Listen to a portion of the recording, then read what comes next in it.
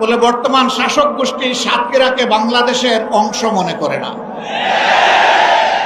সাতক্ষীরার উপর তারা জুলুম করেছে, সাতক্ষীরার জনগণের অধিকার দেয়নি, মানুষ খুন করেছে, গুম করেছে, পঙ্গু বানিয়েছে, ইজ্জতের উপর হাত দিয়েছে, সম্পদ লুণ্ঠন করেছে এবং মানুষকে কার্যত তারা তাদের দাসে পরিণত করেছে।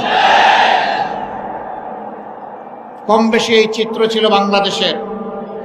সবচেয়ে খারাপ অবস্থা ছিল সাতক্ষীরা। আমরা মহান আল্লাহর দরবারে দোয়া করি, শুধু আল্লাহর দ্বীনের পক্ষ নেওয়ার কারণে যদি এই জেলার এই অবস্থা হয়, আল্লাহ তুমি দুনিয়া এবং আখিরাতে এই জেলার মর্যাদা তুমি বাড়ায় দাও। প্রিয় সহকর্মী বৃন্দ, বাংলাদেশ জামাতে ইসলামী আল্লাহ এবং জন